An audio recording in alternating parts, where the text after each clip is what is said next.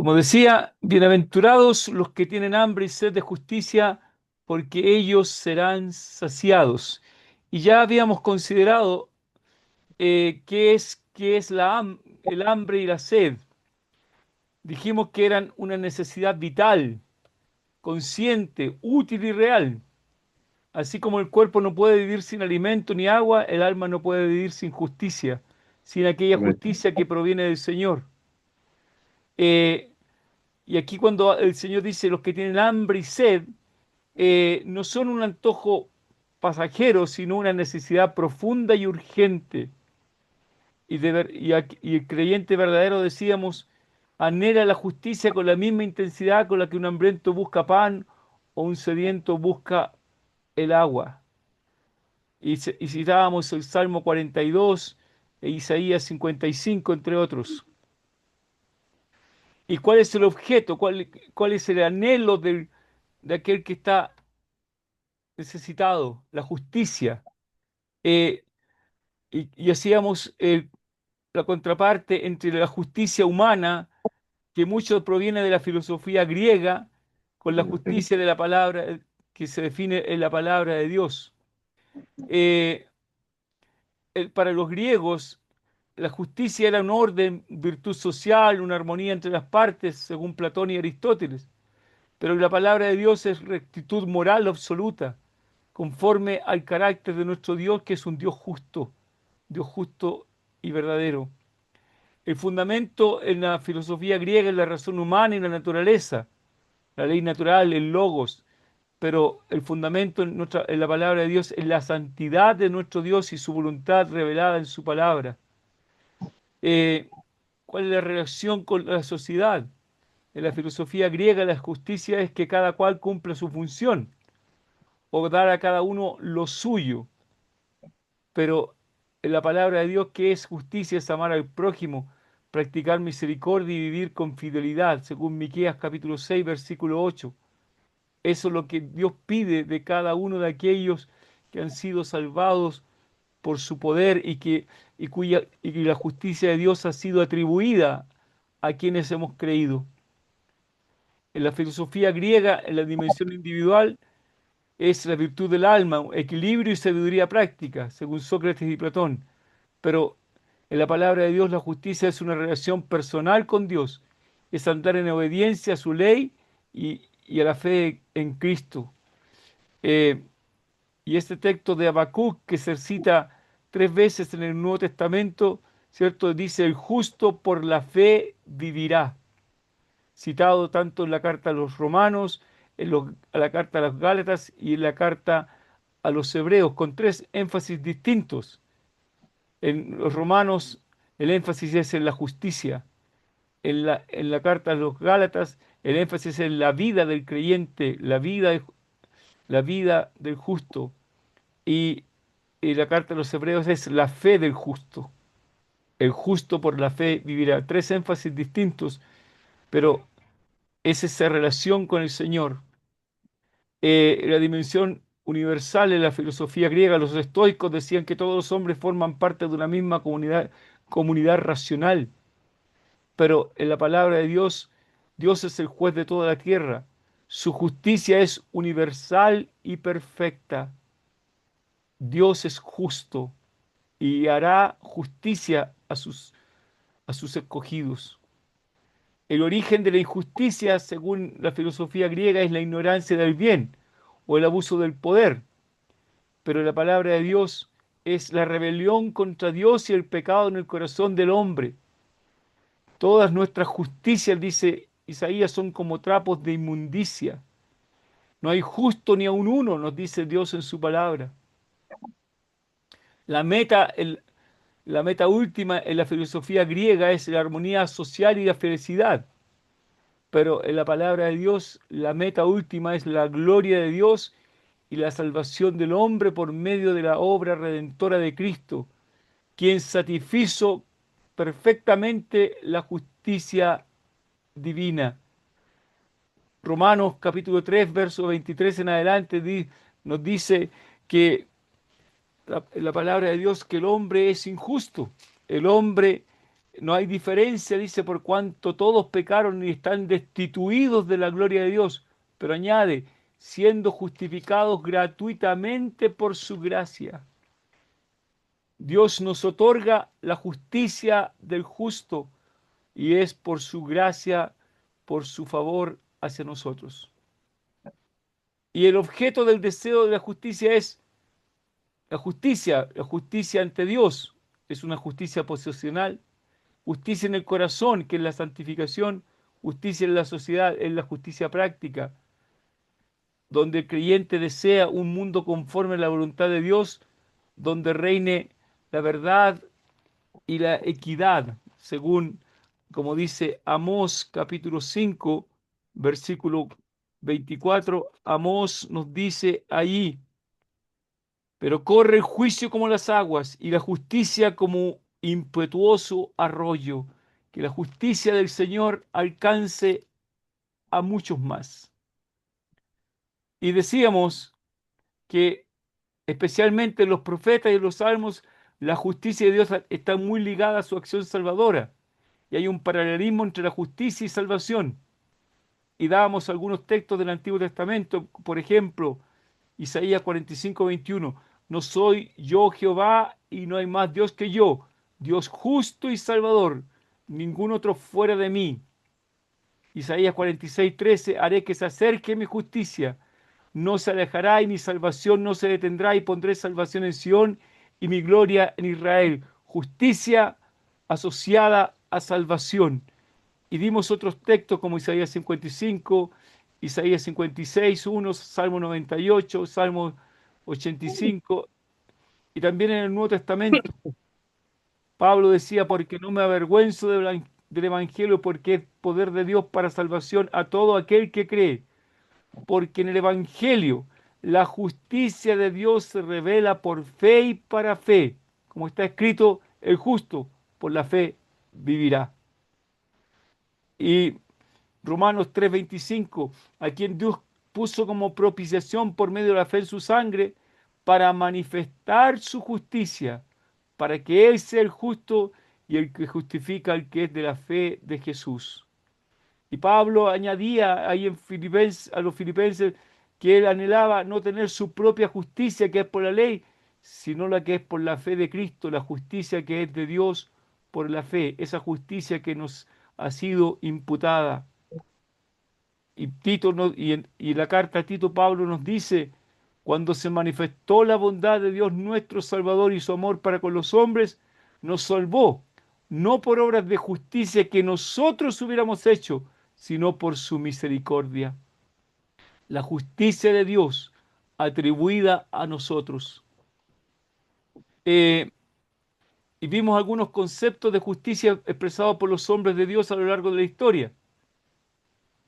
Agustín de Hipona decía, la justicia de Dios no consiste en darle a Dios lo que le pertenece, sino en que el hombre sea ordenado bajo Dios de modo que toda su vida se someta a Él. Crisóstomo decía, la justicia de Dios no se mide por las apariencias humanas, sino por la rectitud de su voluntad, que siempre obra lo bueno, aunque a veces escape a nuestro entendimiento. Y así vimos otros, como de los reformadores, como Martín Lutero. La justicia de Dios es aquella por la cual el justo vive por el don de Dios, es decir, por la fe. Y esta justicia es revelada en el Evangelio, como está escrito, el justo por la fe vivirá. También vimos respecto de Calvino y de otros hombres como John Owen, como Thomas Watson, como Jonathan Edwards. Eh, y podemos decir, en resumen, los hombres de Dios a lo largo de la historia han coincidido en que la justicia divina es un atributo esencial de Dios, su rectitud moral absoluta. Dios es justo y salvador. Dios es bueno, en Él no hay injusticia. Su justicia se manifiesta en la condena del pecado y en la recompensa de la obediencia. Y en el Evangelio la justicia de Dios se revela en la obra de Cristo, quien satisface esa justicia y abre el camino a la gracia. Como dice Pablo, por ejemplo, en la segunda carta a los Corintios, al que no conoció pecado, por nosotros lo hizo pecado, para que nosotros fuésemos hechos justicia de Dios en él.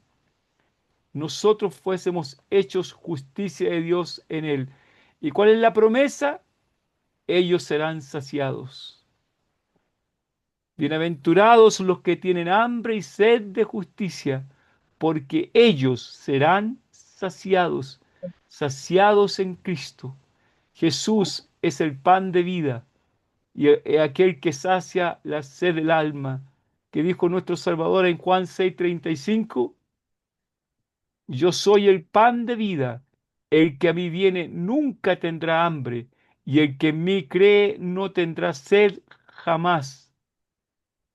Y allí en Juan capítulo 7, verso 37, en el último y gran día de la fiesta, que dice ahí, Jesús se levantó y dijo, se puso en pie y alzó la voz diciendo, si alguno tiene sed, venga a mí y beba.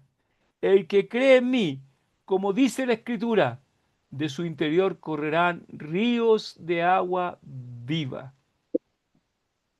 Pero somos saciados además progresivamente, porque mientras vivimos el Señor responde a nuestro anhelo con mayor santidad, paz y gozo en el Espíritu. Dice, bienaventurados los que tienen, no los que tuvieron, los que tienen hambre y sed de justicia. Así que el Señor nos está saciando continuamente. No es algo que ocurrió una vez nomás y ya, sino es algo progresivo. Pero llegará el día glorioso cuando seamos plenamente saciados en gloria, cuando la consumación de la justicia estará en la eternidad, donde ya no habrá pecado ni injusticia, ya no habrá más llanto, ni clamor, ni dolor, porque las primeras cosas pasaron. Y como dice Apocalipsis 21, versos 6 y 7, y me dijo, hecho está, yo soy el alfa y el omega, y el principio y el fin. Al que tuviere sed, yo le daré gratuitamente de la fuente del agua de la vida. El que venciere heredará todas las cosas, y yo seré su Dios, y él será mi hijo. Allí seremos plenamente saciados. Y sacábamos algunas lecciones. Tenemos que examinarnos si realmente tenemos hambre y sed de justicia, o si nos contentamos con migajas. Si nos estamos alimentando diariamente de la palabra de Dios y oración como nuestra comida y agua espiritual. Si estamos buscando el reino de Dios y su justicia primeramente, tenemos que recordar que solo Cristo puede satisfacer plenamente el alma que anhela justicia. El que a mí viene, dice el Señor, no le echo fuera. Amén. Bueno, pero en el día de hoy vamos a ver cómo evidenciamos nosotros esa sed, esa hambre y esa sed por la justicia. ¿Cómo se evidencia en tu vida, en mi vida? Primero, el deseo constante por la palabra de Dios. El deseo constante por la palabra de Dios, decía el salmista en el Salmo 119, 97. Oh, cuánto amo yo tu ley. Oh, cuánto amo yo tu ley. La persona hambrienta de justicia busca alimento espiritual en la Escritura. Y hay otros textos, salmos, en el Salmo 1, por ejemplo. ¿Cómo comienza el salmista ese salmo? Bienaventurado el varón que no anduvo en consejo de malos, ni estuvo en camino de pecadores, ni en silla de escarnecedores se ha sentado, sino que en la ley de Jehová está, ¿qué cosa? Delicia. Su delicia, y en su ley medita de día y de noche. Aquel que de verdad tiene anhelo, tiene hambre y sed de justicia, es uno que tiene deseo constante por la palabra de Dios.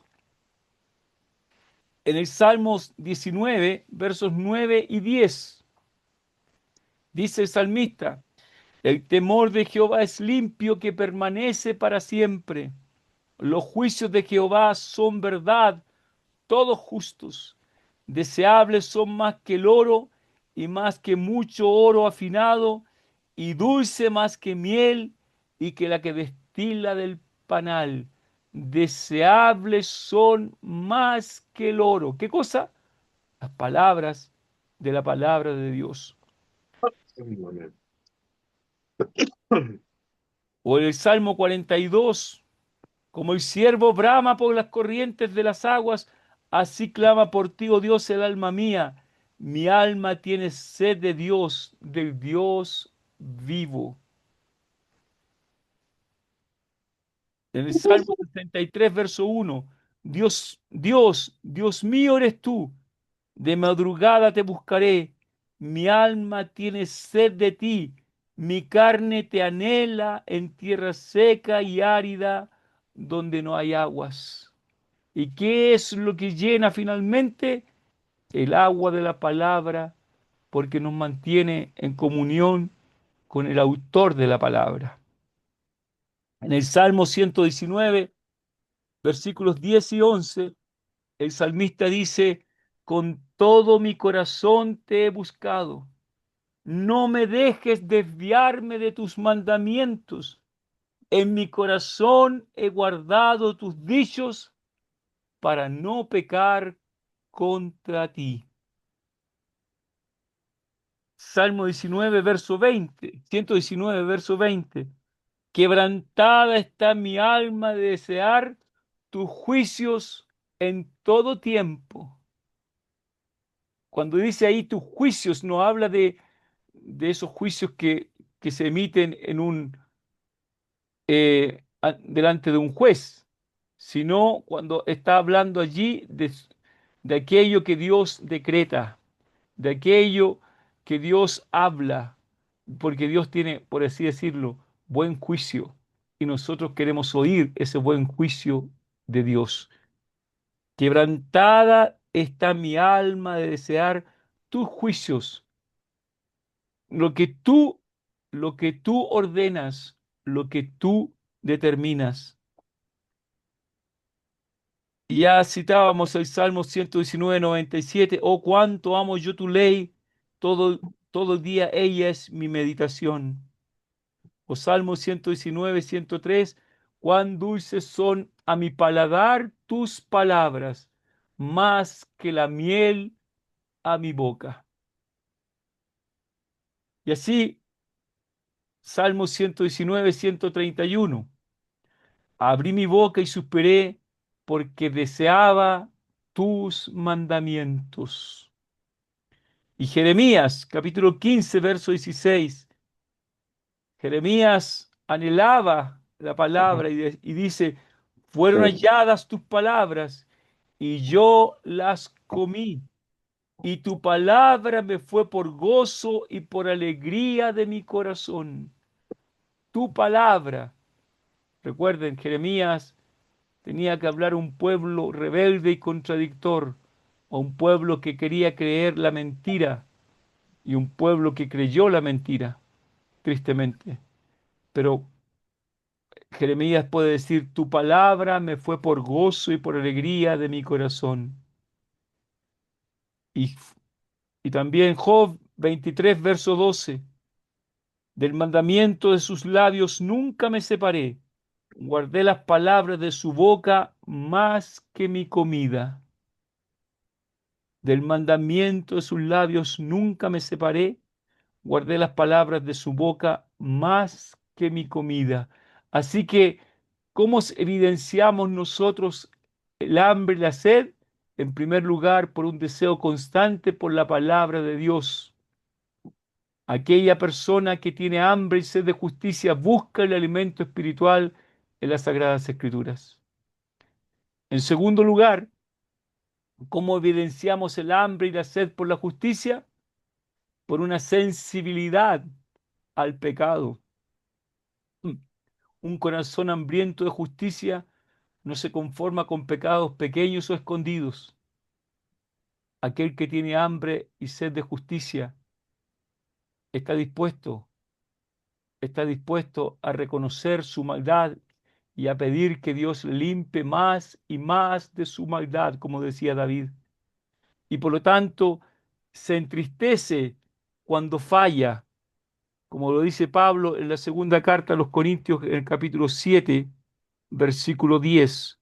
Segunda de Corintios 7, 10, dice el apóstol, porque la tristeza que es según Dios produce arrepentimiento para salvación, de que no hay que arrepentirse, pero la tristeza del mundo produce muerte. La tristeza que es según Dios produce arrepentimiento para salvación. Hay una sensibilidad al pecado. Hay un anhelo, un anhelo por, por la palabra del Señor.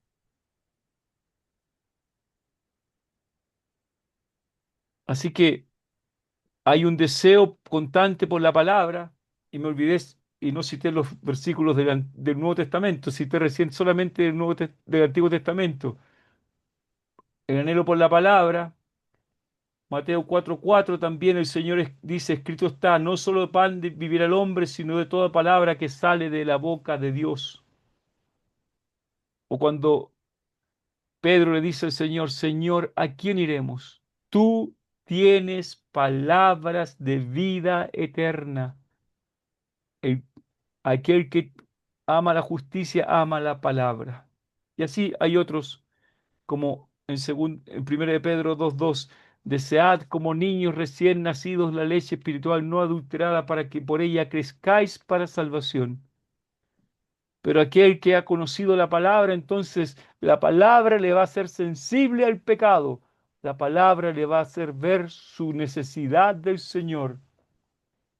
Cuando David pecó con Betsabé, la mujer de Urías Eteo, él en el Salmo 32 habla de la dicha del perdón, pero en el versículo, entre los versículos 32, perdón, en el capítulo 32, entre los versículos 3 al 5, él dice, mientras callé, mientras él no reconocía su pecado delante del Señor, mientras él no iba para confesar su pecado, dice, mientras callé se envejecieron mis huesos en mi gemir todo el día, porque de día y de noche se agravó sobre mí tu mano, se volvió mi verdor en sequedades de verano.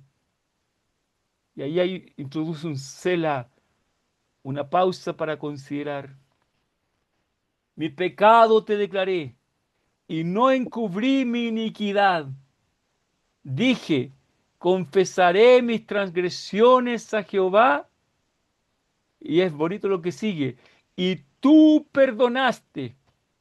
Desde el mismo instante que él decidió confesar su pecado, dije, confesaré mis transgresiones a Jehová, y tú perdonaste la maldad de mi pecado. Aquí, ¿qué hace David? Expresa el peso de la culpa que él llevaba y el alivio del perdón que le trajo cuando él se humilló delante del Señor.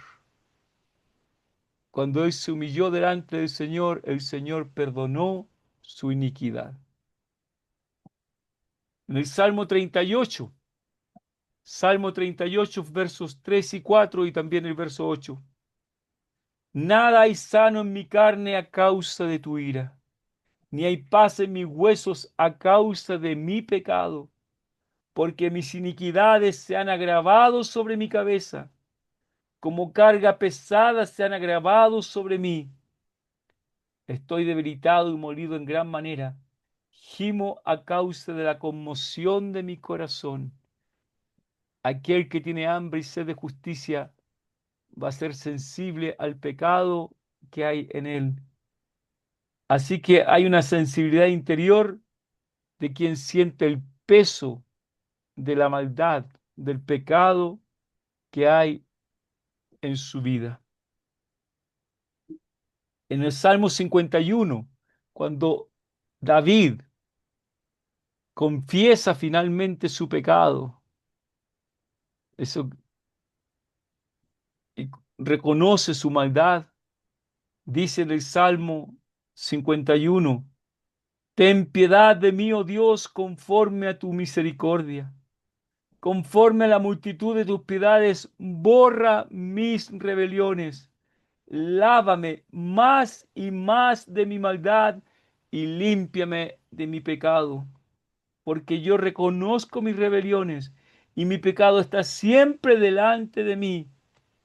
Más adelante dice, crea en mí, oh Dios, un corazón limpio y renueva un espíritu recto dentro de mí.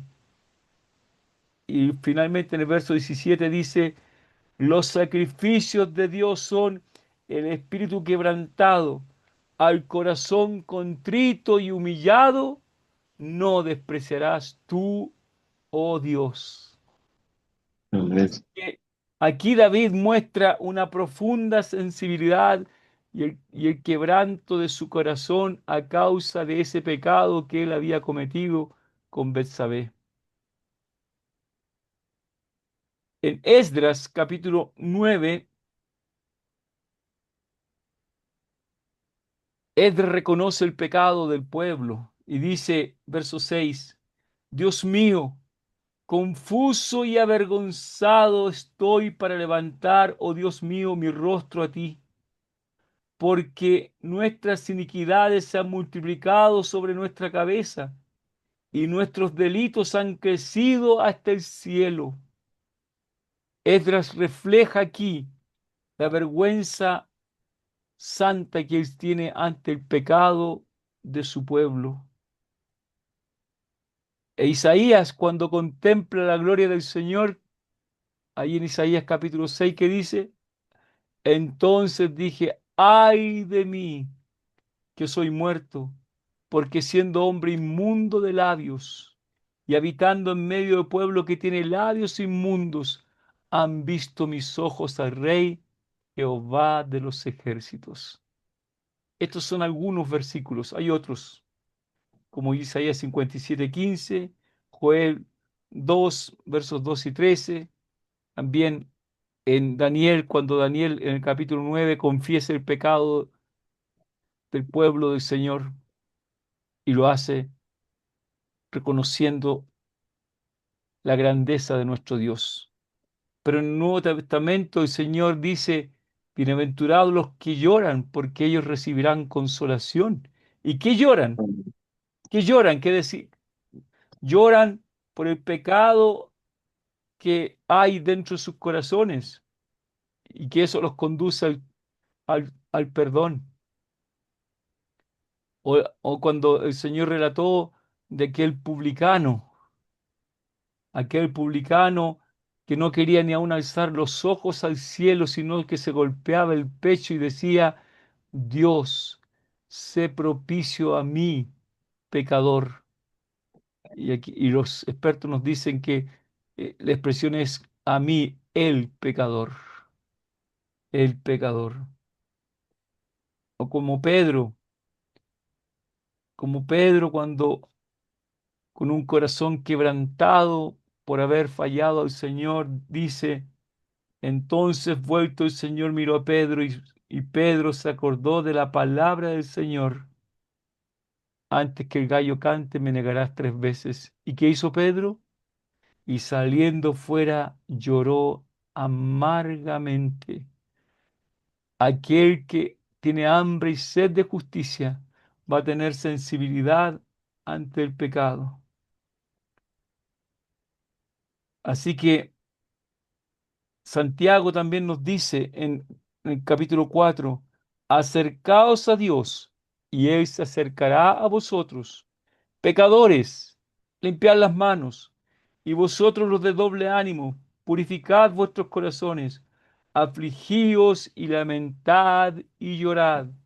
Vuestra risa se convierte en lloro y vuestro gozo en tristeza, porque el verdadero arrepentimiento no es algo liviano, es algo profundo que causa dolor en el corazón. porque hay una verdadera sensibilidad ante el pecado.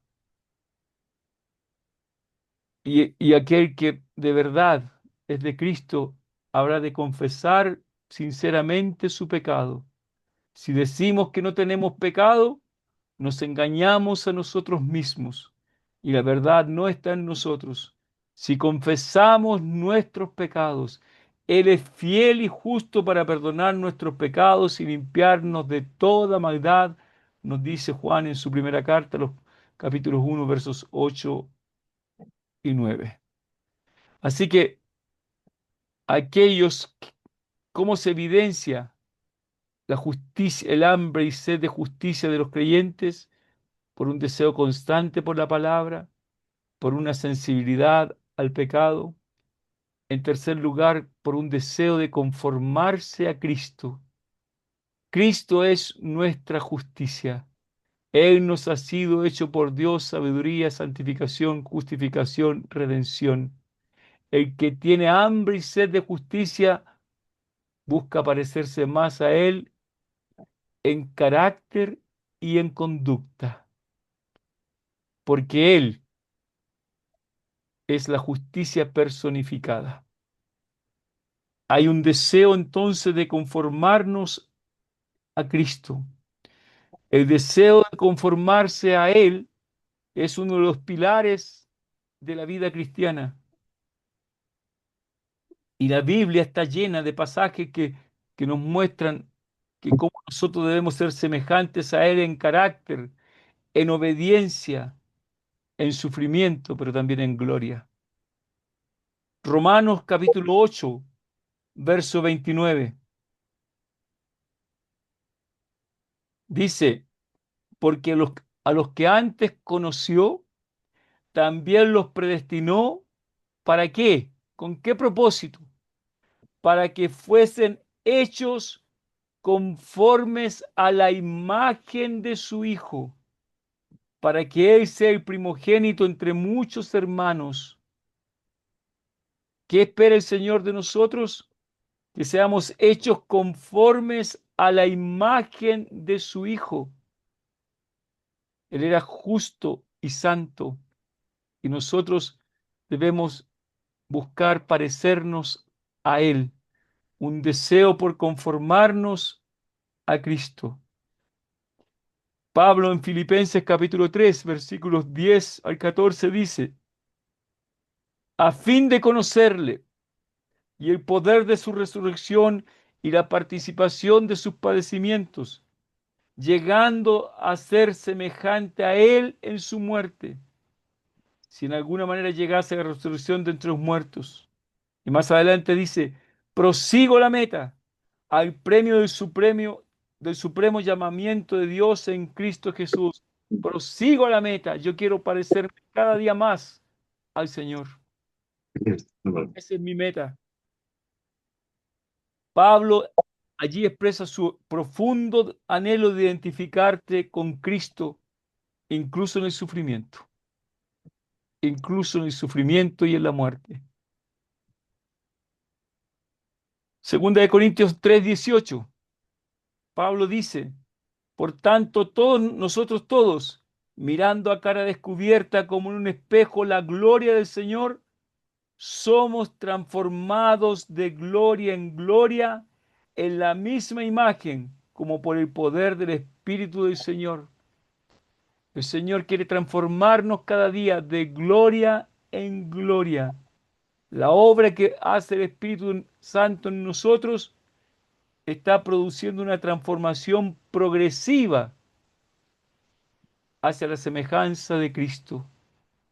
Y Pablo escribe en Filipenses 1:6, la obra que comenzó en nosotros la perfeccionará hasta el día de Jesucristo. A los Gálatas en el capítulo 4, verso 19 les dice, hijitos míos, por quienes vuelvo a sufrir dolores de parto, hasta que Cristo sea formado en vosotros. Que Cristo sea formado en vosotros. Que nosotros cada día nos parezcamos más a Él. Pablo deseaba que los creyentes allí en Galacia reflejaran el carácter de Cristo, pero se estaban alejando de aquello. Y en Efesios capítulo 4, versos 13 al 15, Pablo expresa el anhelo también diciendo, hasta que todos lleguemos a la unidad de la fe y del conocimiento del Hijo de Dios, a un varón perfecto, a la medida de la estatura de la plenitud de Cristo. ¿Cuál es la meta? La medida de la estatura de la plenitud de Cristo. Más adelante dice, sino que siguiendo la verdad en amor, crezcamos en todo en aquel que es la cabeza, esto es Cristo. Cristo. Así que el creyente maduro se mide por el grado de semejanza que hay con Cristo. Amén. Colosenses capítulo 3 versos 9 y 10. No mintáis los unos a los otros, habiéndoos despojados del viejo hombre con sus hechos y revestidos del nuevo, el cual se va renovando hasta el conocimiento pleno conforme a la imagen del que lo creó, conforme a la imagen del que lo creó. Así que la nueva vida que tenemos en Cristo implica un proceso de renovación continua hasta que la imagen de Cristo sea formada en nosotros. Romanos capítulo 12, versos 1 y 2. Así que hermanos, os ruego por las misericordias de Dios que presentéis vuestros cuerpos en sacrificio vivo, santo, agradable a Dios, que es vuestro culto racional.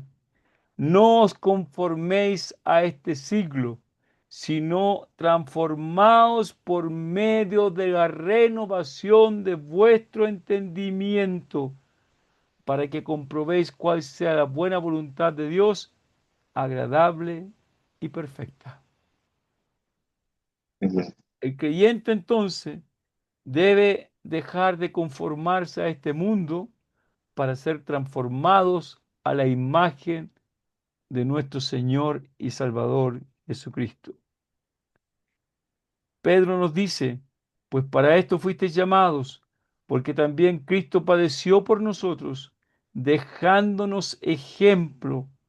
¿Para qué? Para que sigáis sus pisadas. Y allí tenemos el modelo. El que dice que permanece en él, nos dice Juan en su primera carta, capítulo 2, verso 6, debe andar como él anduvo. Amén.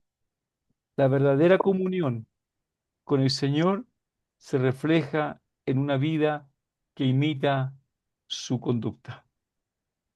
Amén. También en primera de Juan, Juan dice, perdón, amados, ahora somos hijos de Dios y aún no se ha manifestado lo que hemos de ser, pero sabemos que cuando Él se manifieste, seremos semejantes a Él, porque le veremos tal como Él es. Y todo aquel que tiene esta esperanza en Él, se purifica a sí mismo, así como Él es puro. Así que el verdadero creyente tiene el deseo de conformarse a, a Cristo. En tercer lugar, aquel que tiene hambre y sed de justicia desea conformar su vida a la imagen que tenemos de nuestro Señor y Salvador. Por eso nuestro Señor nos dijo, llevad mi yugo sobre vosotros y aprended de mí, que soy manso y humilde de corazón, y hallaréis descanso para vuestras almas. Amén. Y para el último versículo que voy a citar, es lo que Pablo dice a los Gálatas, capítulo 2, verso 20. Con Cristo estoy juntamente crucificado y ya no vivo yo, más vive Cristo en mí. Y lo que ahora vivo en la carne, lo vivo en la fe del Hijo de Dios, el cual me amó y se entregó a sí mismo por mí. La vida cristiana auténtica es Cristo viviendo en el creyente. Así que hay un deseo de conformarse a Cristo. En cuarto lugar, en cuarto lugar, hay un anhelo por la santidad práctica, un anhelo por la santidad. Vimos primero, el creyente desea, o aquel que tiene hambre y sed de justicia, deseo primero, ¿qué es lo primero que vimos? Al parecernos a Cristo. Es el tercer lugar. En primer lugar, Correcto. Es el deseo constante de la palabra de Dios. deseo por la palabra, ¿cierto? Segundo lugar, La sensibilidad al pecado. sensibilidad al pecado. En tercer lugar, deseo por conformarse a Cristo. ¿Y Amén. qué podemos decir de esto? Que la meta del creyente verdadero, la meta de aquel que tiene hambre y sed de justicia es ser conforme a la imagen de Cristo. Amén. El medio, la obra del Espíritu Santo en nosotros. La evidencia, andar como Él anduvo. El que dice que permanece en Él debe andar como Él anduvo. Pero, ¿por qué razón? Porque le amamos a Él. Por amor y por gratitud. Con Cristo estoy juntamente crucificado y ya no vivo yo, mas vive Cristo en mí. Y lo que ahora vivo en la carne, lo vivo en la fe del Hijo de Dios, el cual me amó. Ahí hay gratitud y se entregó a sí mismo por mí, amor y gratitud. Pero llegará el día glorioso cuando seamos semejantes a Él en gloria. Amén. Lo que leímos ahí en Primera de Juan, capítulo 3 versículo 2. Pero en cuarto lugar, hay un anhelo de santidad práctica. Aquel que tiene hambre y sed de justicia tiene un anhelo por una santidad práctica. No basta conocer lo correcto, no basta conocer lo que es correcto. Debemos vivir aquello que creemos. Amén. Pablo dice a los romanos: presentaos vosotros mismos a Dios como vivos de entre los muertos. Presentaos vosotros mismos a Dios como vivos entre los muertos. El anhelo de santidad práctica, es decir, el deseo de vivir una vida apartada del pecado y dedicada a Dios, está arraigada en toda la Escritura. Aquí hay algunos textos que expresan ese anhelo. En el Salmo 24, versos 3 y 4, el salmista dice: Salmo ¿Quién 24. está al monte de Jehová? ¿Y quién estará en su lugar santo? El limpio de manos y puro de corazón, el que no ha elevado su alma a cosas vanas, ni jurado con engaño.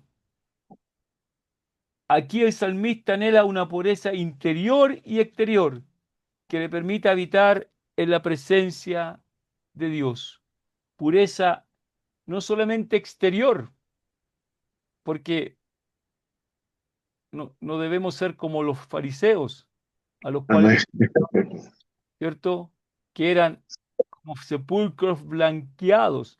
¿Y qué le dice el Señor? Que limpien primero lo de dentro, para que lo exterior también sea puro. Correcto. Salmos 51, versos 10 al 12, que dice allí David: crea en mí, oh Dios, un corazón limpio y renueva un espíritu recto dentro de mí. No me eches delante de ti y no quites de mí tu Santo Espíritu. Vuélveme el gozo de tu salvación y espíritu noble me sustente. David no se conforma con el perdón dado por el Señor. David quiere pureza, rectitud y comunión constante con el Señor.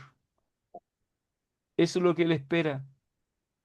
Sí, el Señor le perdonó, pero él quiere vivir en pureza, quiere vivir una vida recta y quiere vivir en comunión constante con el Señor. Salmo 119, versos 9 al 11. ¿Con qué limpiará el joven su camino? Con guardar tu palabra. Con todo mi corazón te he buscado. No me dejes desviarme de tus mandamientos. En mi corazón he guardado tus dichos para no pecar contra ti. La verdadera santidad nace del amor a la palabra y del deseo de obedecer a esa palabra de Dios. Salmo 101, versos 2 y 3. Entenderé el camino de la perfección cuando vengas a mí. En la integridad de mi corazón andaré en medio de mi casa.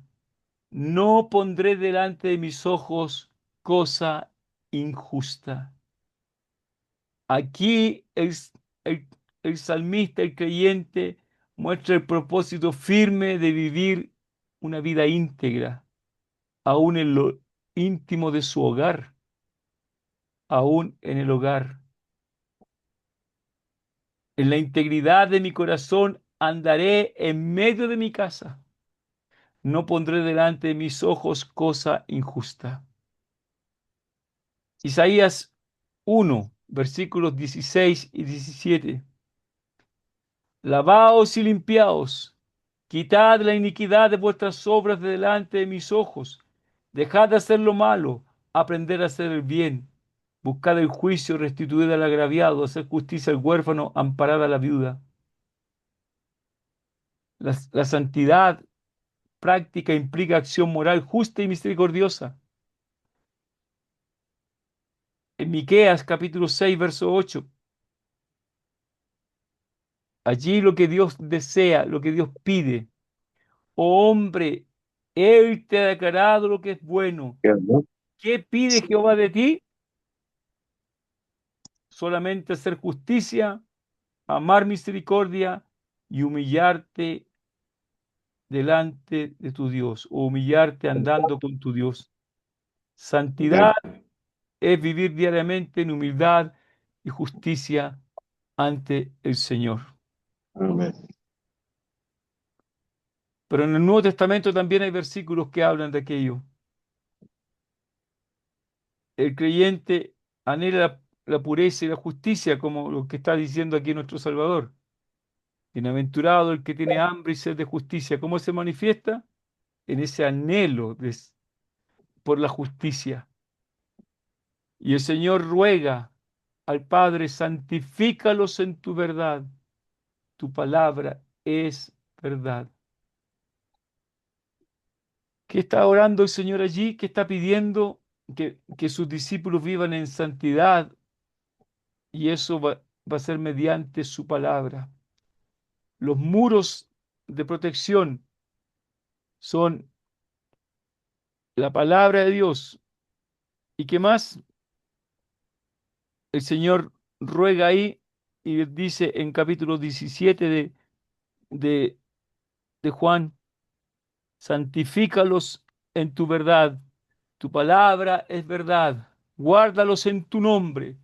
Tu nombre, tu palabra, son los muros de protección para que el creyente viva en santidad. Romanos capítulo 6, versos 19 y 22. Así como para iniquidad presentasteis vuestros miembros para servir a la inmundicia y a la iniquidad, así ahora para santificación presentad vuestros miembros para servir a la justicia. Mas ahora que habéis sido libertados del pecado y hechos siervos de Dios, tened por vuestro fruto la santificación y como fin la vida eterna. El creyente ha de buscar esa santificación. La santidad práctica se expresa en una vida consagrado al servicio de la justicia, es decir, al servicio de aquel que es justo y salvador. Y según 2 Corintios 7, 11. Así que, amados, puesto que tenemos tales promesas, limpiémonos de toda contaminación de carne y de espíritu, perfeccionando la santidad en el temor de Dios. La santidad ha de perfeccionarse día a día, día a día.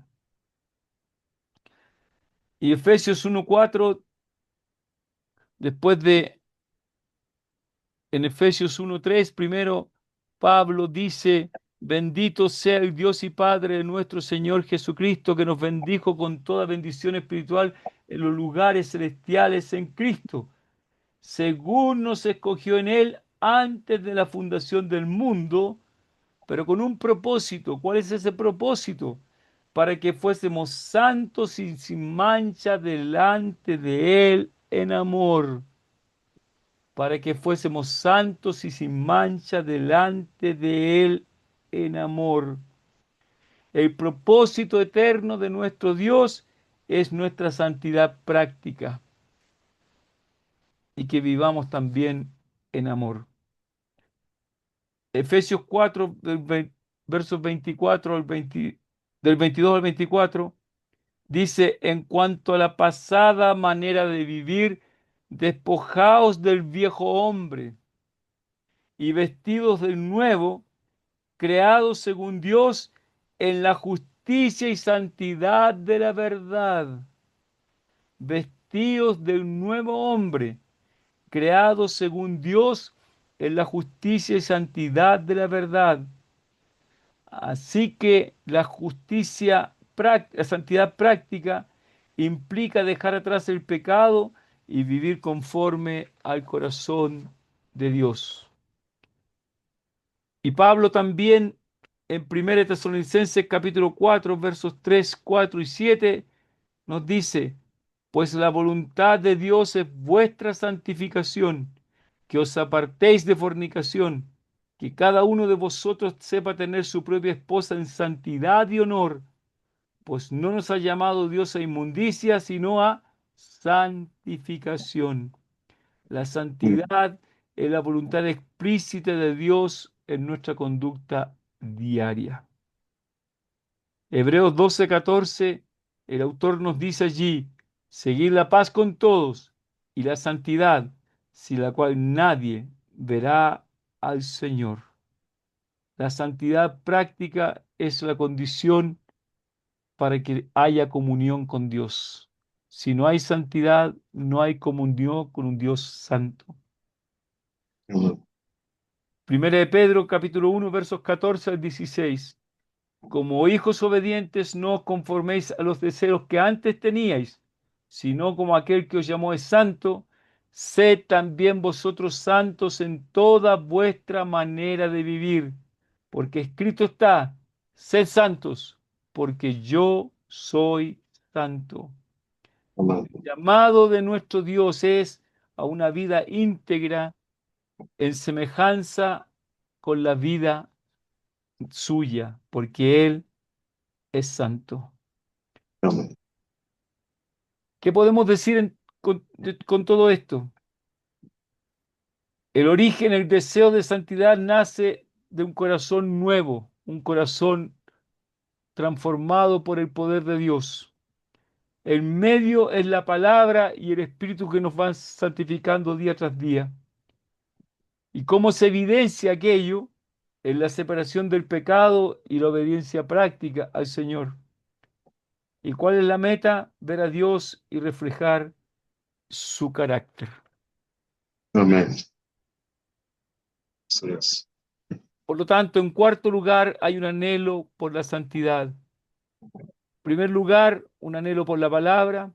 Segundo lugar, sensibilidad respecto al pecado. Tercer lugar, deseo de conformarse a Cristo. Cuarto lugar, anhelo de una santidad práctica. Quinto lugar, clamor en oración. Aquel que tiene hambre y sed de justicia pide ser más justo y santo delante de Dios, como David oraba en el Salmo 51. Crea en mí, oh Dios, un corazón limpio.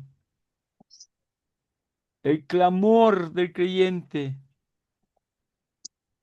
el clamor de aquellos que reconocen su necesidad, Dios lo oye, como el clamor de los hijos de Israel estando allí en Egipto.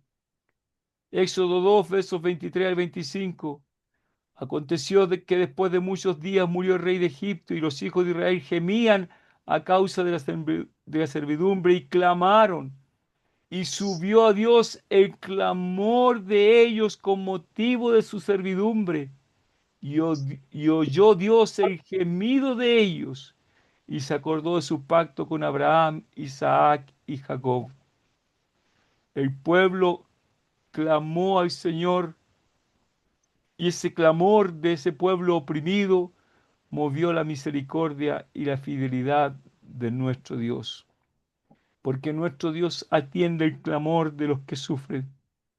Amén. Y le dice, el Señor le dijo a Moisés, bien he visto la aflicción de mi pueblo que está en Egipto, y he oído su clamor a causa de sus exactores, pues he conocido sus angustias. Y nos dice Isaías 63 que el Señor, lo voy a leer mejor, Isaías 63 que viene a mi mente en este instante, dice, verso 7. De las misericordias de Jehová haré memoria, de las alabanzas de Jehová conforme a todo lo que Jehová nos ha dado, y de la grandeza de sus beneficios hacia la casa de Israel, que les ha hecho según sus misericordias y según la multitud de sus piedades. Porque dijo ciertamente mi pueblo son hijos que no mienten, y fue su Salvador.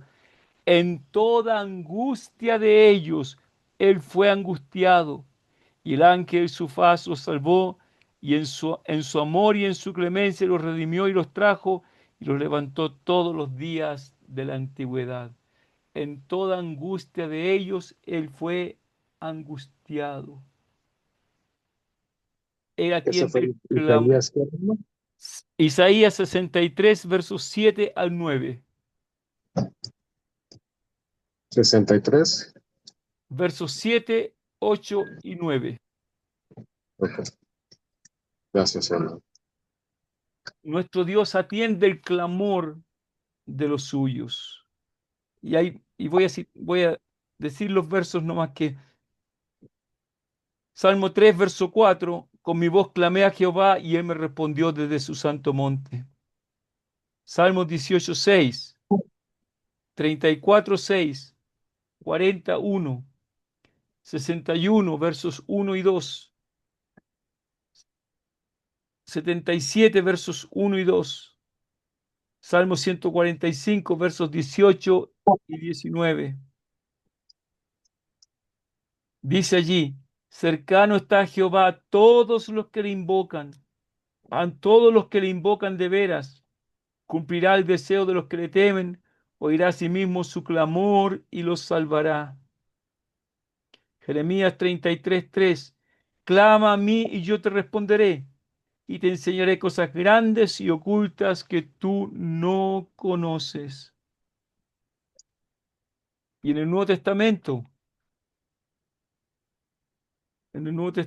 cuando Pedro se estaba hundiendo allí en el mar, después de haber visto al Señor y caminar sobre las aguas, pero al ver el fuerte viento tuvo miedo y comenzando a hundirse dio voces diciendo, Señor, sálvame. Y al instante Jesús extendiendo la mano le sostuvo. Mateo capítulo 14, versos 30 y 31. Fue un clamor breve pero sincero, pero bastó para que Pedro recibiese ayuda inmediata. O como Bartimeo el ciego, que estaba mendigando junto al camino, y comenzó a dar voces y a decir, Jesús, hijo de David, ten misericordia de mí. Y Jesús, deteniéndose, mandó llamarle y le dijo, ¿qué quieres que te haga, maestro, que recobre la vista? Ese clamor insistente de fe detuvo el Señor y ese hombre tuvo una respuesta. Y Lucas 18:7 el Señor dice, ¿y acaso Dios no hará justicia a sus escogidos que claman a Él día y noche, aunque sea paciente con ellos? Allí nuestro Salvador enseña que el clamor perseverante en oración obtiene aquella justicia de parte de Dios. El clamor en oración es en quinto lugar. Y en sexto lugar hay un deseo por la justicia, un deseo por la justicia. Porque aquel que clama, Dios escucha su clamor sincero, porque ese clamor nace de un corazón quebrantado, un corazón que ha puesto su confianza en el Señor, su fe en el Señor. El Espíritu Santo inspira ese clamor y ese clamor es perseverante, ese clamor perseverante es eficaz. Pero aquel que tiene hambre y sed de justicia también tiene deseo de justicia en la sociedad en que vive. No solo busca santidad personal, sino también ver que la verdad y la justicia prevalezcan en su entorno, que la verdad y la justicia prevalezcan, que dice Miqueas capítulo 7, ya lo citamos recién, pero quiero leerlo nuevamente. Miqueas capítulo 7, perdón, capítulo 6, versículo 8. Miqueas 6:8. Oh hombre, él te ha declarado lo que es bueno. ¿Y qué pide Jehová de ti? Solamente hacer justicia, amar misericordia y humillarte ante tu Dios.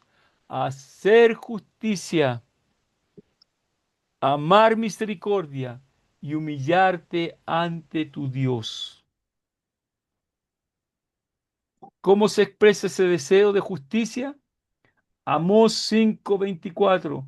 Pero corre el juicio como las aguas y la justicia como impetuoso arroyo. Que desea Amós que la justicia del Señor sea evidente, sea manifiesta en toda la sociedad. Isaías 1:17. Aprender a hacer el bien, buscar el juicio, restituir al agraviado, hacer justicia al huérfano, amparad a la viuda. Isaías 58, versos 6 y 7. ¿No es más bien el ayuno que yo escogí, desatar las ligaduras de impiedad, soltar las cargas de opresión y dejar ir libres a los quebrantados y que rompáis todo yugo? ¿No es que partas tu pan con el hambriento y a los pobres errantes albergues en casa? En otras palabras, ¿cómo se manifiesta esa justicia? En consideración a aquellos que son necesitados. Salmo 82, versos 3 y 4. Defender al débil y al huérfano. Hacer justicia al afligido y al menesteroso. Librad al afligido y al necesitado. Libradlo de la mano de los impíos. Salmos 37, verso 28. Porque Jehová ama la justicia y no desampara a sus santos, para siempre serán guardados. Habacuc capítulo 1, versos 2 al 4. ¿Hasta cuándo, oh Jehová, clamaré y no oirás? Y daré voces a ti a causa de la violencia y no salvarás. ¿Por qué me haces ver iniquidad y haces que vea molestia? Por lo cual la ley es debilitada y el juicio no sale según la verdad. Por cuanto el impío asedia al justo, por eso sale torcida la justicia. Es un clamor de Habacuc, al cual luego el Señor responde cómo va a hacer justicia, incluso utilizando los caldeos. Y Proverbios 21:3, hacer justicia y juicio es a Jehová más agradable que sacrificio. En el Nuevo Testamento, el Señor, hablando a los fariseos, dice, ay de vosotros, escribas y fariseos hipócritas, porque diezmáis la menta, el eneldo y el comino, y dejáis lo más importante de la ley, la justicia, la misericordia y la fe. Pablo, en la carta a los Romanos, capítulo 12, verso 9, el amor sea sin fingimiento, aborrecer lo malo, seguir lo bueno. Filipenses 2:15, para que seáis irreprensibles y sencillos, hijos de Dios sin mancha en medio de una generación maligna y perversa, en medio de la cual resplandecéis como luminares en el mundo.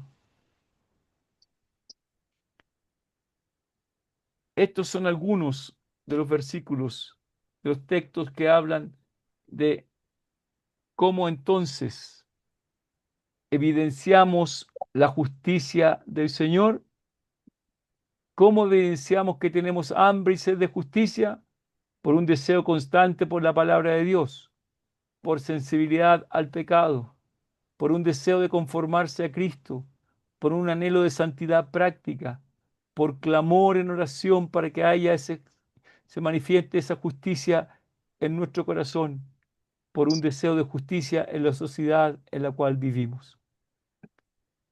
Así se manifiesta el hambre y sed por la justicia. Nos hemos pasado un poco, pero quería terminar este punto al menos. Yo quería terminar hoy día con este tema, pero vamos, pero nos queda todavía. Que el Era Señor, necesario, hermano. que el Señor bendiga su palabra. Amén. Amén. Era Hermano, necesario. ok.